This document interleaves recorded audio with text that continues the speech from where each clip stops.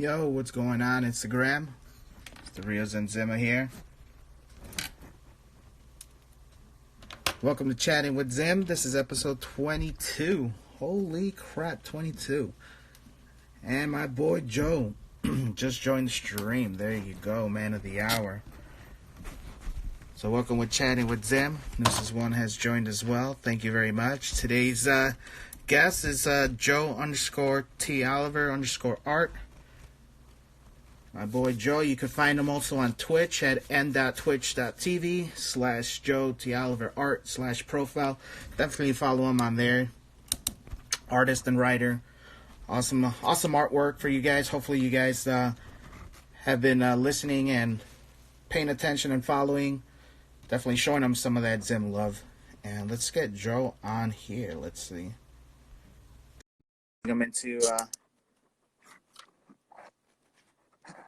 Bring him into the castle here. There we go. Joe, how you doing? I'm doing good, man. Can you hear me? I could definitely hear you. Sorry for the shaky camera. I'm trying to bend all this stuff here.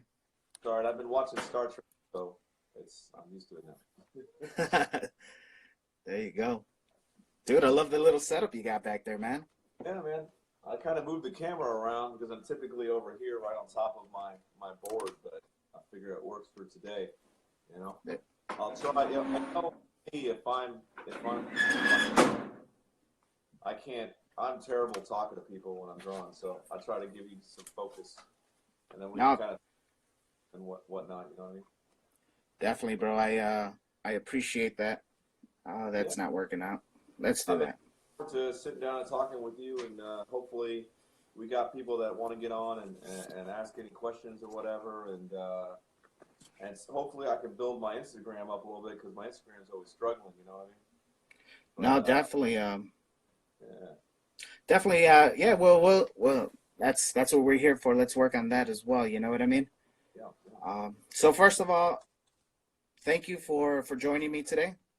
Your episode 22. So. 22. 22. I'm gonna write that down somewhere. That's pretty cool. I like it. Yeah. How's your day today, man? How's your weekend? It's Sunday, so I actually just got back from making a bunch of pancakes at a church for my Boy Scouts. I've got 2 Boy Scout boys. Oh, there you go. Meeting the hours and stuff. So I've been making pancakes all morning. Ooh. No, that sounds good, man. You save any for me? Nope. Nah. We got so many left over. I'm playing. Love the honesty, though. That's funny. Brutal honesty. No, that's cool, man. Yeah, what are you up to today? I mean, you just knocked out a selling pitch show. How is an hour-long show where you work with different artists to sort of push content, or how does that work? You know what? It's something that my boy Chachi and Bruce, they were doing. Shout out to Jeezy Mag or Jeezy Glass as well. You know, he's just joined the stream. Nice. Yeah, so Bruce and Chachi were doing it the other day, and I'm like, hey man, I want to get in on that. You know, I was at work at the time, so I couldn't really join them, and I'm like, hey, well, I got the day free today. Let's see what we could do before we get in here. You know. What's going on, Alan Michael Art? He's been around since the beginning with me, so. Michael, welcome. Yeah, man. So cool, man. I mean, what's new, man? What's new in the pop culture world, man? You collect comics or figures? For me, it's always been. I've always loved the art more than anything else. I fell in love with, your Jim Lees, your John Buscema, Frank Frazetta, all those guys before I even knew who they were. Like I was sketching the Todd Father Spawn before I knew anything. Like I was just a little kid, drawing stuff. And I just thought it looked cool. So I was following these guys before I even knew what their names were. Like when Jim Lee did that splash spread for X-Men, that was crazy. I was like, oh my god, And then everything was influenced by that. So whether or not I try to be more like a John Buscema and learn from that, and even put a little bit of Todd in there, it always circles back to Jim Lee for me. I try not to, but it's just it was too for me. Okay. I sort of still kind of do that thing. But yeah, I mean, I love watching movies. So like for me, for my day job, I do video editing, graphics, all that sort of stuff. So I love movies. I love MCU, what they're doing. Um, I would love DC movies if they got Batman right. So until they get Batman right, it just kind of bothers me. Like they could play with Superman a little bit because I kind of like the new 52 Superman, a little bit more edgy, Okay. a little bit more young and ready to sort of fist a cup if he wants to. There you Uh, go. but Batman is sort of like, for me, if you get him wrong, you've misunderstood the entire concept of what Batman is. So let's start from there. Is there any Batman movie that you do find meets that criteria? I think the very first Batman movie ever made was the closest. The Uh, Val Kilmer and is it Val no, Kilmer or Michael Keaton? yeah, Keaton. The very, very, very first one was about the closest. I do like the first Batman movie that they made with what's his face, the trilogy that was so good, so well received. Oh, with Christian Bale. Yeah, Christian Bale's the first one was a really great like year one Batman. I think they Okay. year one Batman, but then after that he never turned into Batman. It was always like Bruce Wayne being this guy, and it's like no, he's Batman being Bruce Wayne. Like Bruce Wayne no longer exists. Like he's Yeah. the great for me. Not to get off on like a tangent here, but like for me, Batman is like what's so cool about Batman and the Rogue Gallery is like they're all crazy, Yeah. and Batman knows he's crazy. That's why he won't kill anyone. So like if he knows if he kills someone, that he's just gonna kill everyone. Yeah, And he's gonna have that taste for blood, man. yeah, and that's kind of like where what's terrible with names, but the the new series that was out. God, I could probably pull the comic book. Um, It's not that Gotham, is it? You talking about comic series? the Capullo story. Oh, okay, yeah.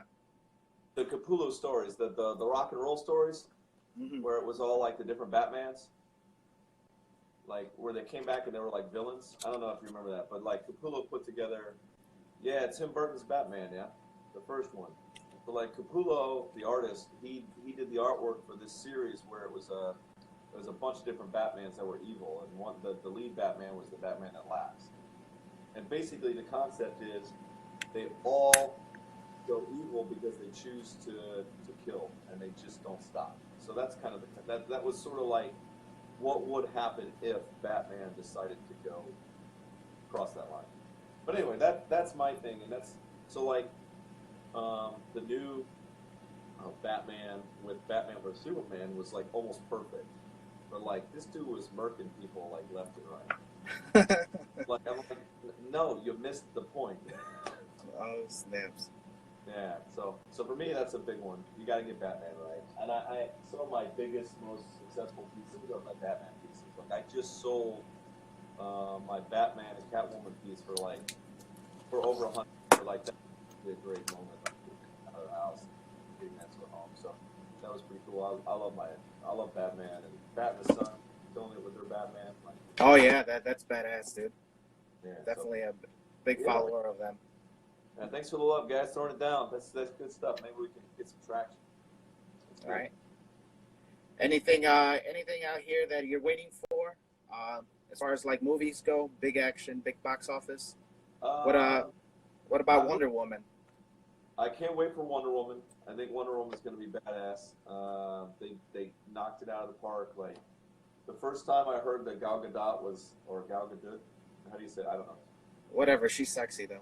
Yeah, she's awesome. I knew her in Fast and Furious, and when they said, "Oh, she's going to be Wonder Woman," I was like, "Yeah, she's hot.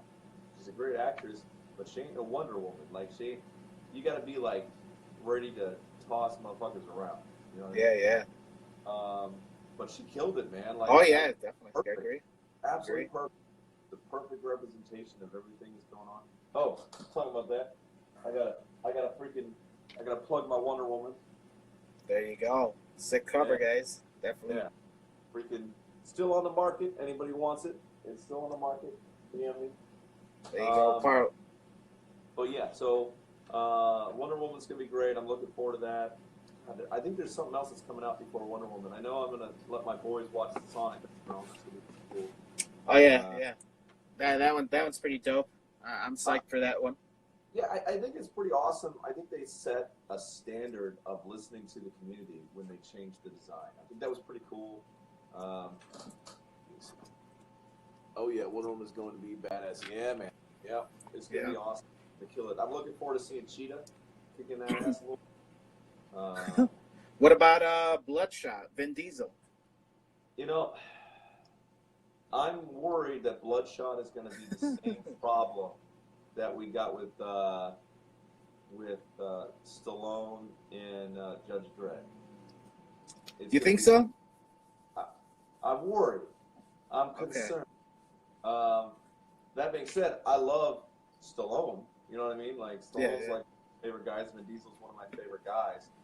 But the character, I think, is going to get swallowed up by their name. You know what I mean?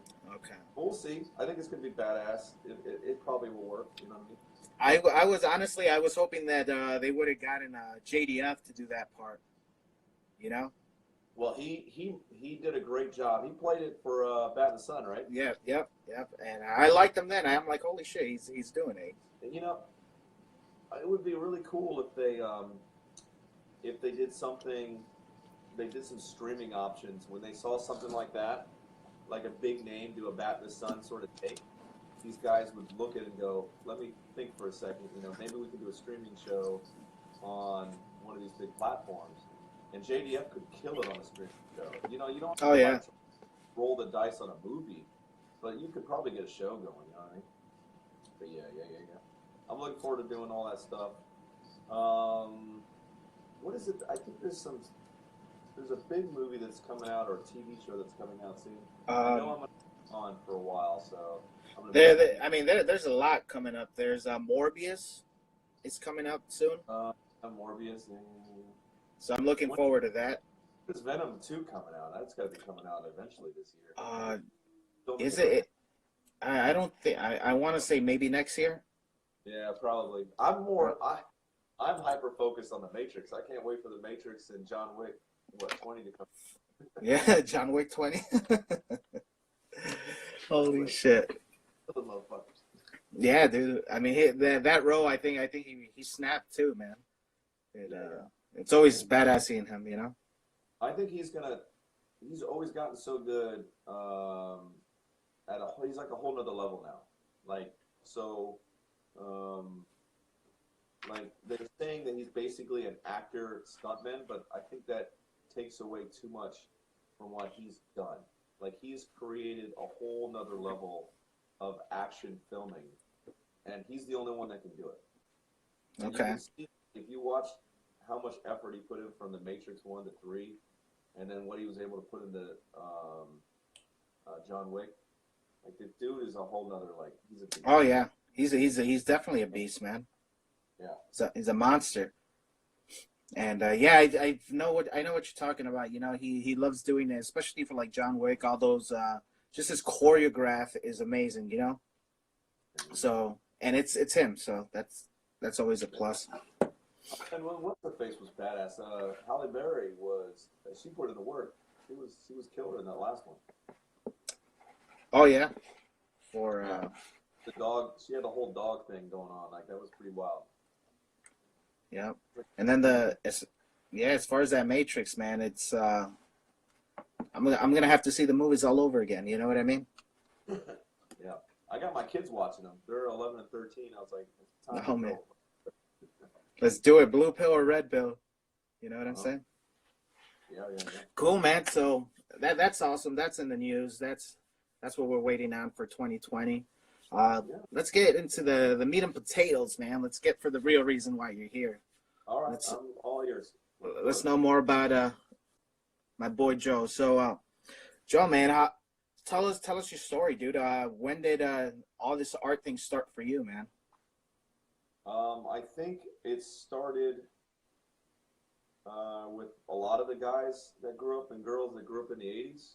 I think we got inspired by the comics that were kind of coming out. The Saturday morning cartoons that were coming out, like Yeah. Gargoyles, X-Men. I grew up with Silverhawks, all that stuff. Like I was buying the toys and everything. He-Man. I was watching He-Man when I was probably 3 years old. Already influenced by Frank Frazetta without even realizing it, because He-Man was basically a watered down Frank Frazetta Oh, piece. okay. Yeah. Always loved all that stuff, and I started drawing actually when I was, and I fished around my studio and I couldn't find it. I have like controlled chaos. I don't know where I put it, but when I was, my parents were in the military, and I'd go to my father's house for the summer, and he was still working, so I had to go to this little summer camp, right? And the first year I went there, I drew this comic called T-Man with one other artist, Huh. and it was rude, and it was rough, and it wasn't great, but we did a few comics, right? And then next year we had like people, trying out for artist roles to do the next comic. Oh, And that's wow. so like I was 6 years old, 7 years Oh, old, wow. already working this whole thing, and I did like 6 comics in 2 years. So I already had the bug, and then like through lower school or close through fifth grade, I just kept drawing, and then in middle school, I got this really great teacher, and I was able to find this one, right? So this is the comic I did when I was about 13, Oh, wow.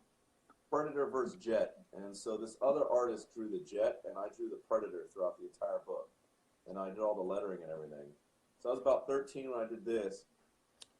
So it goes all Man, the way even to this print. even your lettering's nice, man. At 13, dude. Yeah, man. Like, he didn't, let's see here. That's a little rough. Let's see one that's a little bit more easy to sew. I think this is a pretty good page, even for at that age. It's backwards, so it's right to left. If you can see the camera angles and everything, kind of adjust fire. So that's pretty good. I mean, even for 13, and um, so like even back then, like I was doing it, and the problem was like I was taking really too long to do stuff. So I was learning how to render, and like I was Okay. rendering free hair and everything. Like at 13, 14 years old, I was learning how to render things really nicely, but I wasn't learning how to get things done. So it was taking me like I think it took me a month to do one drawing, and it was amazing. It was immaculate. And then it was stolen when I was in ninth grade. Like Oh, dude. somebody stole. I did this big apocalypse piece. Like it was Oh, all that it ass. was all rendered. It was gorgeous. But yeah, so like that sort of stuff going on. But also like I wanted to like show you one of the books that inspired me the most was this one, and I still have. I gave away most of my comics, but this is a John Buscema book. This is after Wolverine lost his claws. So like the moment when Wolverine lost his claws Mm-hmm. was like big moments. The Land Before Time, man, that was a big one. That was a big one to me. That's an old Um, school one right there. um, but so like when he lost his claws and Magneto's ripping out of his body, that Yeah. cover extraordinary. And then the moment when Jean Grey brought him back from death, that was a beautiful moment, and they captured it in a comic. Like I was, and this is, I've talked about it before, but I think this is pretty amazing. So like, Lady Deathstrike is like his sworn enemy, a Wolverine, right? So Yeah, her entire correct. she wants revenge, right? And I'm just gonna do a little backstory real quick. So she wants complete revenge to kill this guy. She's hated Wolverine because she thinks he killed her dad, all this sort of stuff. So she completely like rips apart her entire body and recreates it with like cybernetic implants and adamantium claws and all this sort of crap just to kill Wolverine, right? So they they go through this whole fight. It's like 6 pages of this them just brawling and at the end he finally is like, all right, after this, he gets his claws out, right? But at that point he doesn't have anything but bone. So, and she looks at, and this is the page that I was like, this is it, man. Like I know it's backwards, but like, so she sees that there's no, okay, yeah, it's close enough. So she sees that there's nothing there, like it's just bone, and then she just touches it, and it's like, and then she runs off after this page, and like the fact that they can show this is just insanity. I mean, and that's where like the comics of the '90s and stuff like really got me. I mean, but the rest of the story is really like I was really inspired by all that stuff, and then I realized like the ability of the medium, and then I just kind of grew out of it like for a while. You know what I mean? Like I think we all do. Had to do other stuff. Went to high school, played football. You know, got into all that sort of stuff. Played video games for longer than I should have. And then like just went off into the world. Met my wife, got married, had kids, and then one day I decided, you know what? I want to go to college for some sort of art thing. So like I went to college for media arts and animation. Oh, sweet. And then I went there for like years, and I realized after about years of just like not enjoying doing 3D animation and 3D crap, I was like, what do I really want to do? I really want to do comics. And I was like, fuck it. I just like went back to doing comics. So this year, I'm not leaving 2020 without having a comic finish. And I think that's the one thing I haven't done since I've taken it to the next level. People like it, but I got to make some comics. So that's where I'm at this year. Sweet, man. That's awesome, dude. That's definitely, I guess, a short-term goal. Yeah. What's one of your long-term goals? Well, what do you want to, I guess, what do you want to achieve from drawing as a whole? You know, Right. So right now it's still kind of a hobby that I hope to make money here and there. Right. I've gone to a small con, which was pretty cool. I've done 2 cons. So I started with a small little college con, which is pretty cool, you know. I got my little name in here. It's called Cecil Con. It was in Virginia. Boom. I got to plug Cecil Con for being cool to let me hang out with them years ago. And then I went to Comic in Seoul, which was a big one in Korea. That was my big one, and I actually did pretty well at that one. So that was like building up short-term, you know what I mean? Like short-term goals, short-term goals, short-term goals. So I'm in the military right now, right? All right. And I'm retiring in 6 years. So talking about like short-term, like long-term goals, right? Yeah. So building that up is to keep going to these cons. Thankfully, I'm on the West Coast right now, so I'm in Washington, so I can get to some of these big cons. So hopefully, the plan is to at 6 years have made a mark, made a big enough following, hit the right chord, and plan it out where I can do full comics for the rest of my life. Sweet. So that's the long goal. Yeah. Man, that sounds like a plan, dude. Yeah. Hoping, you know, crossing fingers, just working hard, you know what I mean? Definitely, man. And you know, I tell everybody sometimes it's just network, man. So you got the first steps down. You know, you're going to cons, and I'm pretty sure you're meeting, you know, people in the business in the know. And I just say talk to them. You know, that's I haven't done a con yet, but from the people that I've interviewed, you know, one of their major tips is just make sure you talk. You know, just be social. You know, go and network. And I think that's always needed, at least for us as an artist. You know, when we're trying to sell stuff. Well, I think there's one other tip. People eventually you have to show your artwork. You know what I mean? Like my biggest problem is because I know what's wrong with my art.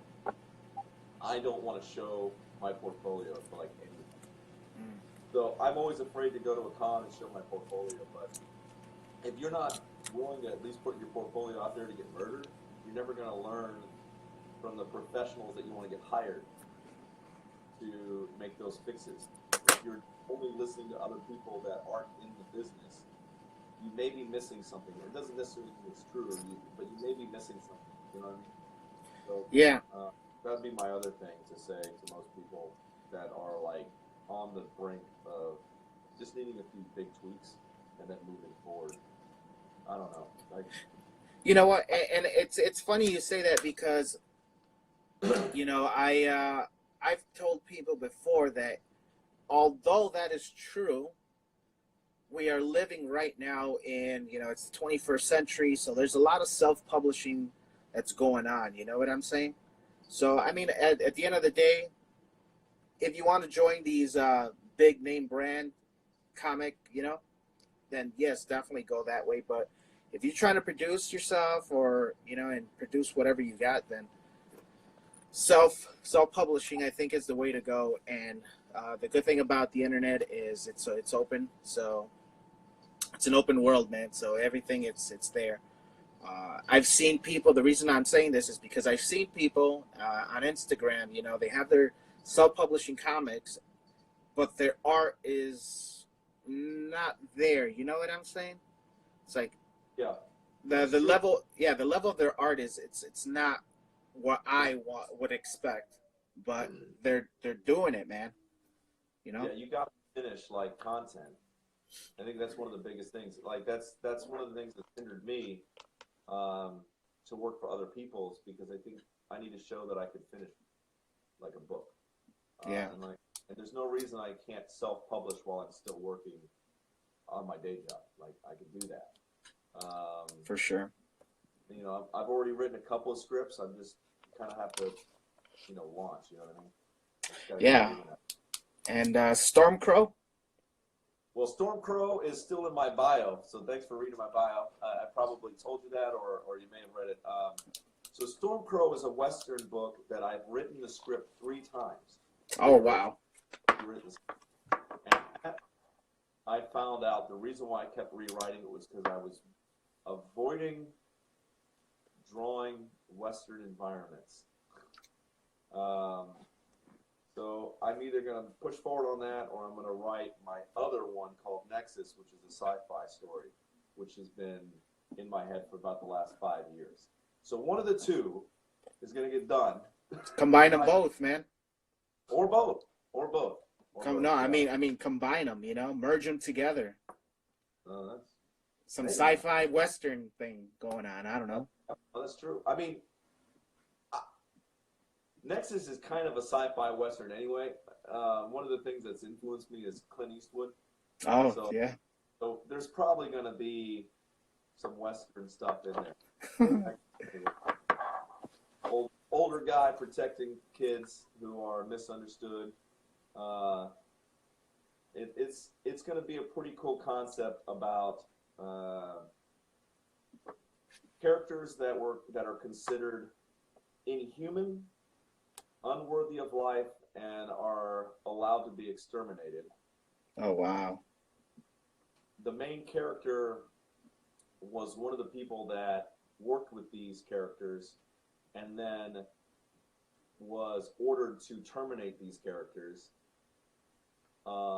Realized he couldn't live with himself when he found out that these characters had children. And then basically these children protect them. And that's like the launching point. Okay. Of the story. So. That's the quick little cliff notes on it. April, we got April's going shh. April 85, that's my wife. She said, "Don't tell everybody." No, definitely, man. I mean, that's cool, man. It definitely sounds interesting. And you said it, man. So now it's on the internet forever. The real thing. The real thing. It's on YouTube. YouTube is like a library that you can never go away now. So it's all over. I'm gonna have to do it. No, definitely, man. I mean, once you get it done, man, definitely. If I still got the show going on, let me know, and we'll push the hell out of that. You know what I mean? That's awesome, man. No, and I appreciate you having me on the show. I've been able to talk about, some of my inspirations and stuff, and where I'm at and how I came here. And it's crazy. one of the things, it takes like this show, you having me on gave me an opportunity to kind of look back at some of my old artwork. And most of the time what I do is I don't really look back that much. I look back maybe 6 months back, and I'm like, I'm not improving, right? But then I started looking at what I was doing 5 years ago. And I think we all need to really look at ourselves critically and be like, okay, we're not the next, John Bashima. We're not whoever we strive to be. We just have to be better than we were yesterday, and we have to be better and put in the work to be better than we were like 5 years ago. And if we keep building, that's all it is. And I didn't realize how much better I got until I really started looking back. What I was doing in college, what I was doing 5 years ago. And the fact that I'm selling my stuff for the amount of money that I'm selling it, the reason why I'm selling it for that much money is because I want to see the worth of my art. And it's funny that you bring all of this up because, it's something new that I try to do as far as like, incorporating tips into the show from artists. So we're definitely going to try to get some more tips from you as far as like convention goes, because that's something I strive to eventually do. And I need all the tips I could get, you know what I'm saying? And I'm pretty sure there's other artists who are wanting to go into that game or just needing little tips like, like yourself, what you're saying as far as seeing how far we've gone. I roll with the heavy hitters. And when I say heavy hitters, I'm talking like the top level CG, like computer artwork guys. Peter Nigan. I was surrounded by like top level guys, and I had prints that were digitally colored, or they were colored. They were okay. They're okay. You know what I mean? They're all right. They're okay. But they were right next to these guys that had been doing it for like 13 years straight. These guys were beautiful, beautiful stuff. You got to figure out what like your niche is, right? So the first day, the first few hours, I was like, what am I going to do? I'm not competing with these guys with my colored stuff. So what I did was I sold a shit ton of my Batman and Catwoman prints. Shit ton of them. Because it was just black and white. It printed well. People liked it. Sold them for a pretty good price. And I also did like combination deals and all that sort of stuff. So that's one way to do it. But my biggest advice to somebody is if you're not a digital artist and you're competing with digital artists, then you're in the wrong game. Okay. If you're at a con.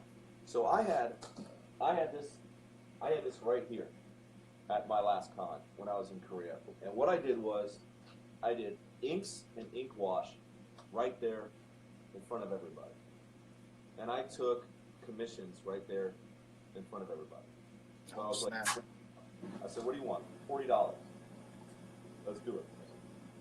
And for a $500 and some odd dollar table, I was able to make back all my money, and I think I ended up making $200 as like a profit. Nice. Because I had to find something that I was doing that I could do right then and there. Okay. That made it special. And I don't have any of my prints now, but this is something I was doing at the time.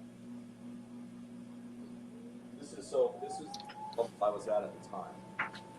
So this was a Black Panther that I did. And so this was the sort of stuff that I would just knock out right then and there. Nice inks, ink wash. It's not at the level I'm at now. Which I'm pretty sure you've seen this one. This one's floating around still on the market. Anyone wants it? Yeah, The Witcher. I think that's when I jumped into you, man. Yeah. So this is the one, and it's funny. Oh, good. I drew a Witcher with the first, and I failed miserably. I think that's one of the things a lot of people do. They draw something and they're like, I'm done. And I drew it and I was like, this is terrible. This is terrible. And I walked away and I felt really defeated because I was trying to draw in likeness of the actor. Oh, okay. And that's not me. And you can tell with that Black Panther piece, like I don't do like portraits. Like that's not my thing. I've been kind of stubborn about it. I don't want to do it by the grid. I want to be able to eyeball it because I feel if I can't eyeball it, then I'm just a printer. So I've been really stubborn about that. So when I decided to come back after that Witcher piece, I was like, I have to do it my way. And if people like it, they like it. You know what I mean? So I went away from the portrait and went more with the action and the storytelling. So hopefully, and no, to answer your question, hopefully that answer is if you're new to cons, then my suggestion is do something that is you, and something that you can produce and give to somebody. So like if you're a Wacom guy, hopefully you can do something with a computer where you're printing prints on the fly maybe, or at least you can do it and they can see it. So like if you have a Wacom tablet, like I do, it's a pretty big one, 32, then you can sit there and you can draw and they can see it. Or have an external monitor and they can see you doing this badass piece and everyone can see you. If you feel like you're competing with somebody that's at the next level. So like if you're starting off, figure out a way to become visually appealing with your content. And hopefully you have a comic book. And if you have a comic book, I'm not the guy to talk to. I want to be that guy, but I'm all ears with the best one. You know, there's better guys out there, indie guys out there that you can talk to sure about that. But I definitely found my niche, which was the ink wash, and that was how I was able to get a good time and a good return for that investment. Okay, sweet, very very cool. Yeah, definitely looking at some of your old work here on Instagram. I mean, one of my favorite pieces is that Spider-Man Venom you did with the train. You got the train running in the background. That's super old, man. Oh, you like that? I like that. It looks cool. I gave this one. Yeah, there you go. I gave that to my son, and it just happened to end up back here because we moved, and I haven't put it back.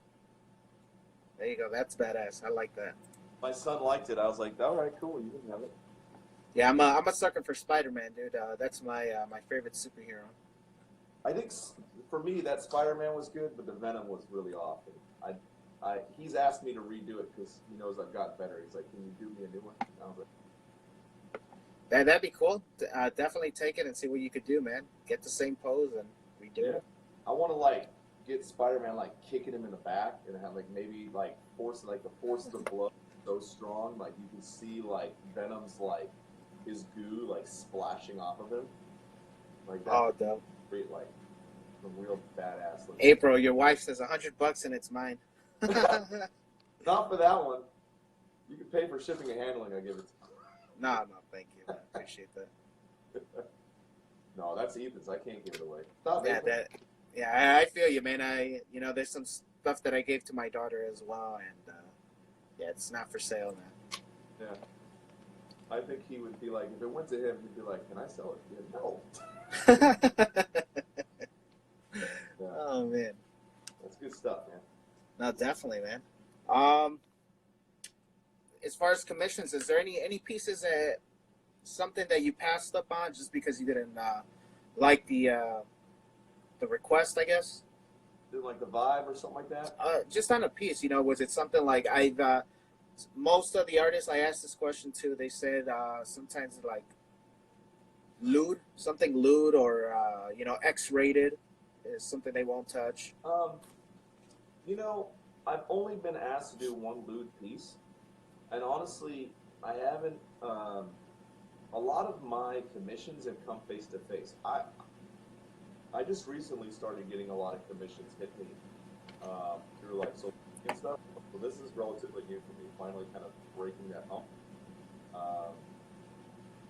And I did get a lewd request. Okay. I didn't turn it down because of lewd request because we hadn't gotten that far into it. But she had asked for 2 figures, fully drawn, like the full body and everything, sort of like going at it, right? She wanted figures. And I said, okay, well, first off, you're trying to get likeness. Secondly, you have two characters fully drawn in the piece, which means you also need a background, right? That's $150, like right there. And so the biggest problem was, I think, the price tag. So like, Okay. I didn't turn it down because of what it was, but I was like, no, there's like, I'm not like made yet. You know, I'm not a made man. So like, some people are like, oh, you can't charge that much. And I'm like, I don't need the money. Um, so it's really about my time. You know what I mean? Like, I take away so much of my time away from my family because I'm already working in the military. So I'm like gone 12 hours a day anyway. So if I put work towards art, I'm taking that time more away from the family. Like, if you're going to do that, you're paying for time that it takes to do that amount of work properly. Um, so I think that's kind of more me shutting down. I guess I could have done it for cheaper, and that's kind of my way of saying no. You know what I mean? Yeah, yeah. So I'll do it, but you're going to pay for it. And if you say no, then it's kind of me saying no because I knew you were going to say no anyway. You know what I mean? Yeah, yeah, definitely. I did that once and it backfired on me. Awesome. It was some guy. He asked for he said if I do murals, you know, like in house, and he wanted I think it was a 2x3 piece of like white canvas, or it was actually his wall. You know, he had a cabinet and he had a big old 2x3 piece that he wanted. And I don't do house calls, you know, and I'm like, well, give me like $300. He's like, all right, I'll do it. I'm like, oh fuck. You call my bluff. I'm all in. Yeah. I'm like, hey man, $300.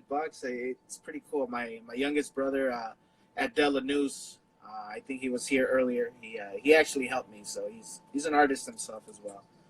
Nice, But, nice. it was a fun time though, fun experience, you know. And I was just worried, man. You know, doing house calls, you never know. You know, it puts the lotion on. You know. Yeah, it's one of the things that that I've studied is that one of the tricks to getting a lot more commissions is going on what's that really sketchy page? Like people used to buy Craigslist. Yeah, Craigslist. Yeah. So like I guess you're supposed to go on Craigslist and fill out like every city in the United States. Oh man. Say you're an artist and say you have like you're up for commissions. Yeah. That's supposed to be like a life hack, but I haven't done it yet because I just don't trust Craigslist. You know what I mean? Yeah, definitely. No, I use it's new. It's not new, but it's called OfferUp. He had a super nice house. You said Oh yeah. it was what's that called? What was it? Uh, it was OfferUp. Oh, Yeah, it's almost like a Craigslist, but it's more of a it's not an eBay where you don't bid on stuff. It's like a flea market, I guess, you know, where you just put you could say it's like a Craigslist, but less ghetto, you yeah. know, less suspect kind of thing, you know. Yeah. So definitely look into that. Oh yeah, and Noosa said he had a super nice house. Yeah, the dude was loaded, man. Right. Yeah, definitely loaded. I was like, damn, I could have gotten double. Yep. Damn, I should have asked for two. Yeah, I should have, man. You know what? It's 15 minutes left. Okay. I don't know if you want to go into possibly an extra half hour after we're done. If you feel like you want to do, if there's people interacting or you want to go, I could talk about I got some key books that, as far as like references that I think people should look at if we have time. Well, other than that, like I'm down to talk about whatever, man, whatever you want to do. So Cool, cause yeah, I mean usually I'm short on time. Today I got maybe an extra 2 or 3 hours before the next episode. So yeah, if you definitely want to go into hour two, we could do a half, and if you want to go after a little bit further, then we'll knock out hour two, man. I'm down. I don't have anything Cool. else to do. I got some artwork, but that's about it. Cool, definitely. Well, in that case, it's 15 minutes. Let's get into the segment I call Josh's Tools. Okay. It's named after my good friend Josh Queen, CRL, right here on Instagram. He was episode 1. So this is the part where we actually get to know what you use, man, as far as your tools, traditional or digital. I know you talked about your tablet earlier, Yeah. but let's start off with traditional. Pencils and inks, man. What's your go-to? All right, my go-to. I didn't plan on having these out, but I already kind of have them out.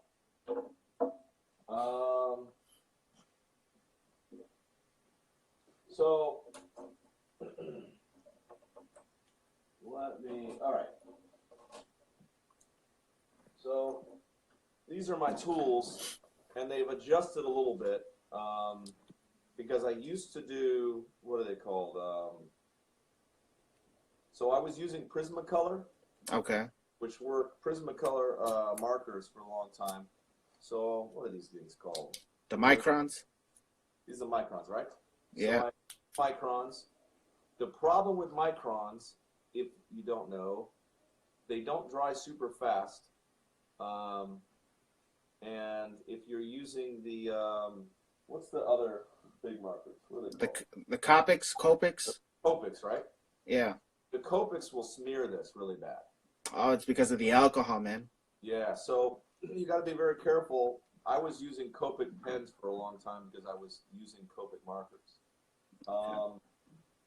which I loved. But once I decided I wanted to go digital with my coloring, I went to microns. Okay. I love these guys right here. I started using them when I was in Korea. These are Pigma brush pens. So this is not a very good brush pen. Because it's a small little point, but you get the point. Yeah, this is a fine brush. They go from fine to medium to large if you used those before. I love this little guy, the Bic Whiteout. There you go. I can use this for lightning effects, whatever I want. Then obviously I do a lot of work with the bamboo ink, traditional. With whatever brush I have lying around, I don't even wash them. I don't even listen to this. Oh my God, dude! I just take it out. And I start going to work. Whoa, wait, what you eating out there? Lobster? Yeah, I'm terrible, man. Like I don't take care of my stuff. Like I just go in and I just make it work, and then I buy new ones. My wife probably will overhear this and get mad. So like these are fairly cheap, so I just go buy a new one every once in a while and get some new brushes. And then so I'll use Prismacolor pencils, and I usually what I do is this is a 2B right here. I almost will never touch this. If you notice, it doesn't even have a pencil. So I just grabbed one. So I will probably never grab this thing. Oh shit. Because it's too dark, right? So for me, I'll either use a 2H or an H. Okay. It's an HB. And I'll do the whole pencils. And then I will eventually finish with a mechanical pencil with a B point if I'm trying to work with another artist. So what I'm trying to work on right now is this piece here with those pencils. There it is. That looks cool. He's opposite Dave, but he still looks pretty good. Like all my mistakes are definitely going to get freaking highlighted. But so that's basically me working with those pencils, waiting to go into inks. Last but not least, I have started to just use this bad boy right here because it works phenomenally. I just drop the white out and I treat it like paint. And I use a brush and I just drop it right directly on there. And then I do digital colors after that if I want to. But I'm trying to set it up where I've got a digital color artist. Yeah. Which one is that one? Is that this a white? one? A white pen? Oh, pen white. Yeah. This is Dr. P.H. Martin's Pen White. I have an actual white here somewhere. This is for For white. designed for technical pens and airbrush. Oh, nice. Yeah, and I have an airbrush here somewhere, but I've never taken it out of the package. I've never used it. I think I'm afraid to go down that road. But like, I have a white ink, but it's not white enough. Like, it's kind of like a milky color. And then Okay. I have this one, this eraser, and then I've got like this eraser that we all know and love. Nice point. So for the most part, I just hate doing a lot of pencil work because I hate doing everything twice. Yeah, that's awesome, man. I need to get one of those. That's like a professional level eraser right there. That's what you need. Yeah, this is amazing. Awesome eraser. No smudges, at least for me. You know what I'm saying? So. Well, no smudges, and the other thing is, it also doesn't destroy the paper. So, like, you also got to be careful with the paper. Yeah, definitely. Yeah. Yeah, I love the tools. For me, it's a challenge between because I'm super ADD, so I don't like doing so much work and then do it all over again. So for me, I've learned shorthand with my pencils, and then I get it with my inks. Mm-hmm.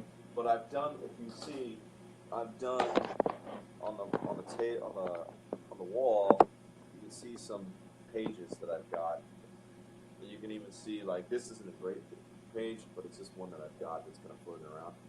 Not even happy with it, but you can kind of see, like, how empty it is. Like, it doesn't communicate enough to an inker or a colorist.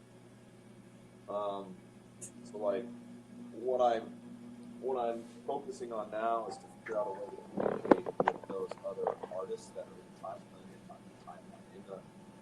in the production line, so that I can say, hey, this is what I'm looking for, so they can kind of see that. Because I've gotten a lot of, I don't want to say kickback in like a negative way. It's more like, hey, I don't understand what you want. I don't really want to do it if you're not happy with it.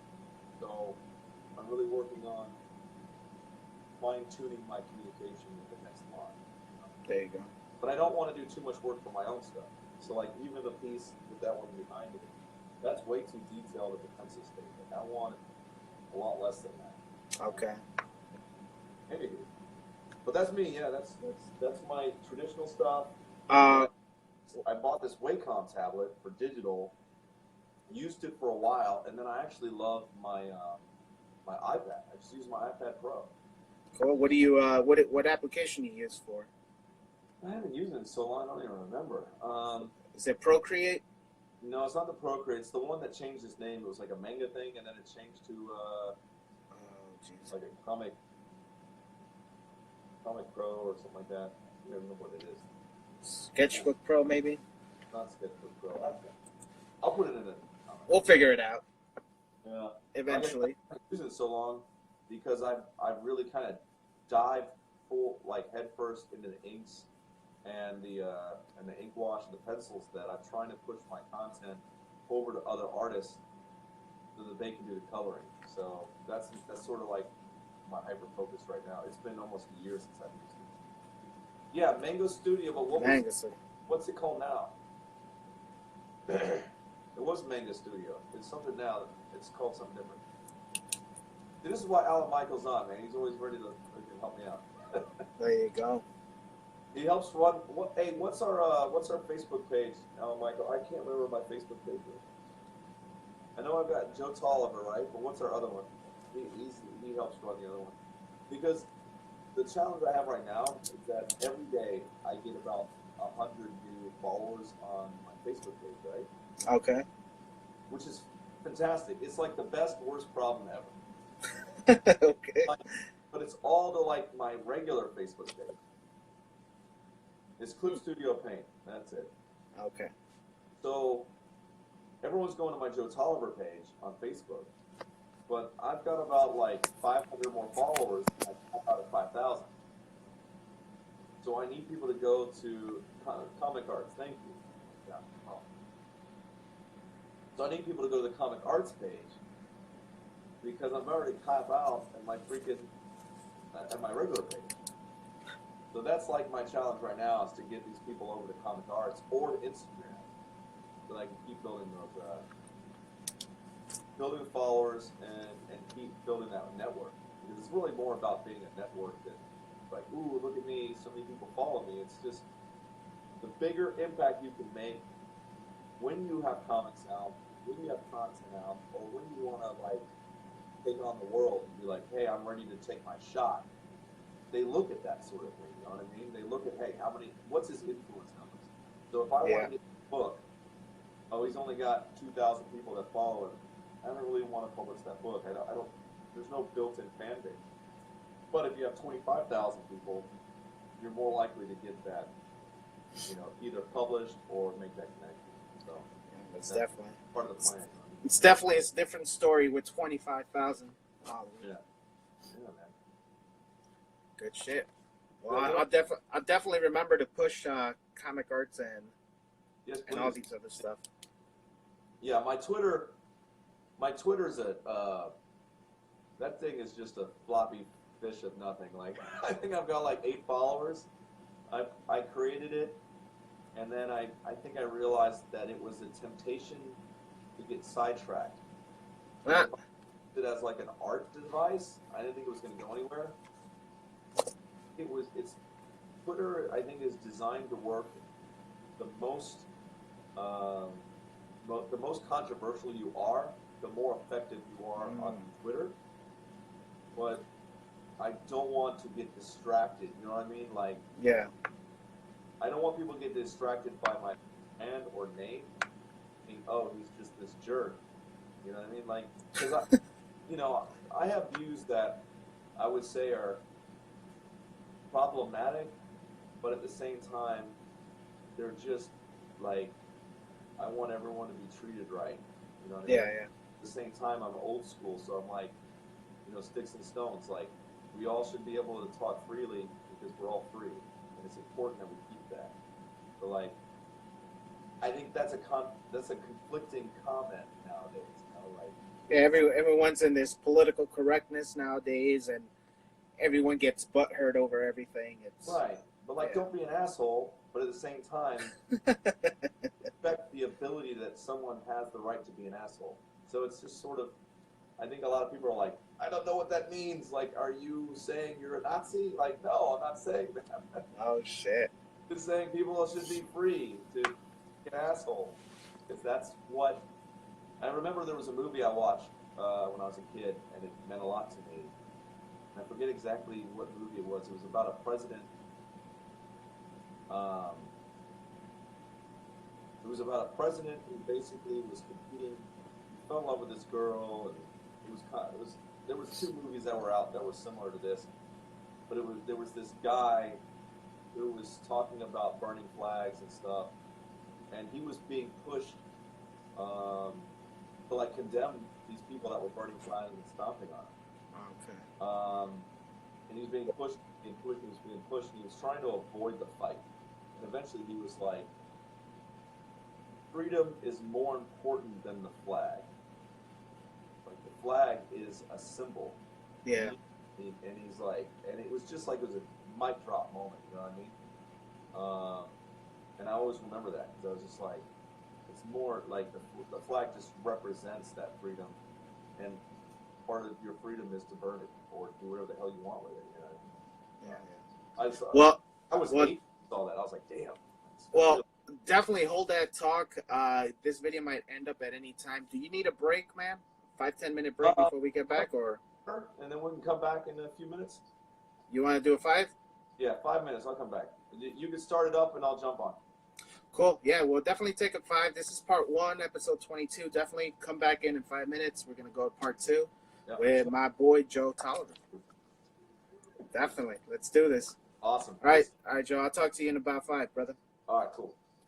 Guys, checking us out, chatting with Zim. Definitely come right back. 5 minutes. Take a 5-minute break, and let's do part 2, guys. Let's go. Let's see how far this goes, and away we go.